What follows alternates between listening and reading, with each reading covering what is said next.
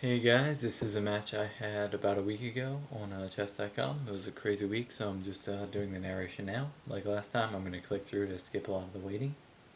I'm playing in black this game, as you can tell. Um, so he leads off with his king's pawn.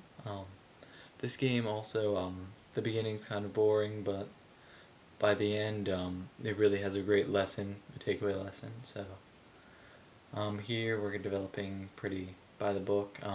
Yeah, I'm trying again with this pawn. Last time didn't work out, but you always have to try things more than once. So that's what I'm doing here. Of course, he's just gonna keep attacking the center. Then, oh gosh.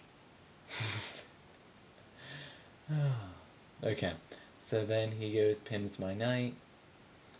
I decide to defend again with the bishop, develop a little bit more. Now he starts attacking my pawn, and I realize I can defend that and continue developing just by a simple castle. So now that pawn's defended, he castles. Here I take the pawn just because it's sitting there. It's completely undefended based on how he's set up right now, so I just wanted to take it. Here he takes my bishop, and I'm going to take back with my queen. So I'm currently ahead in material because I got that pawn and then traded bishops. So he takes a pawn. I pin his knight to his queen here. I'm also just threatening to take it, and he, well, so here he moves out his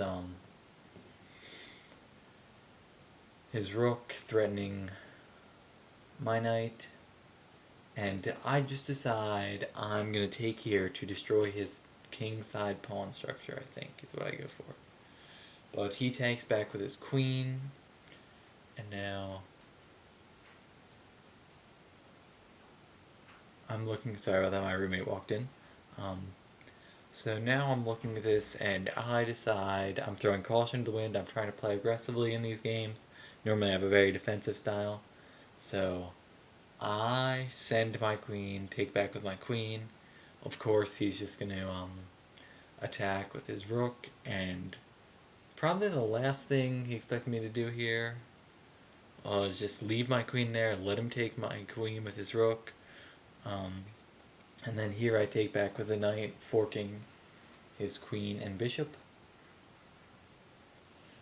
Here he retreats, and I don't know why he played this like he did, but I take the bishop. He does not take my knight, but instead retreats back another square. So I protect it because I don't want it sitting out there. He's gonna attack with his knight. I'm gonna defend that pawn, he was also attacking. He takes my knight, and here I'm looking at him, I'm like, really? Like, he's just trying to trade down, so obviously I have to take that. If you'll notice, I'm a pawn ahead in material, but I did just double up my pawns, and, well, a pawn ahead, but he has a queen and I have a rook, so it's, I'm not really ahead in material, but. So here, he threatens my rook. I come over here, just kind of threatening to, start eating up his pawns. He takes one of my pawns, I take one of his.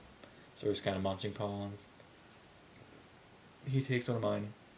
Here, this is just a huge thing. Like, when it's late in the game, you have to free your king up. Like, especially when he's got his queen and I've got 2 rooks left. I can't just leave my king sitting back there defenseless. And I know he can do something where he's going to get support on that square where my rook is, attack my king, and I'm going to be trapped by my own pawns. So here, instead of taking his other pawn, which really would have negligible effect, I push my pawn forward so he can't just get a back rank checkmate if I have to move my rook. So here he slams his rook, and this is his huge mistake. This is why this game turns around right here. At this point, he's in a great position, and there's no way I should be able to turn this around. As soon as he moves his rook, it's my game.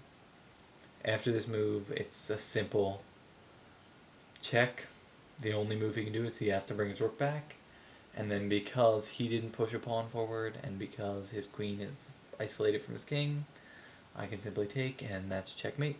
A back rank checkmate. So the lesson in this match really is just watch your back, don't leave your king trapped, especially late in the game, these back rank checkmates, like, there's no reason to lose because of that. This move was particularly bad, but um, if he had pushed a pawn forward, that wouldn't have been lethal, and he would have been able to continue even with that mistake. So it's really important to pay attention to what you're doing, and also just kind of another fundamental thing. I mean, I guess trapping your king's always bad. Anyway, thank you for watching. Leave a like if you liked it, and hopefully I'll be able to get up some more chests and other things. Keep it mixed up. Have a great day. Bye.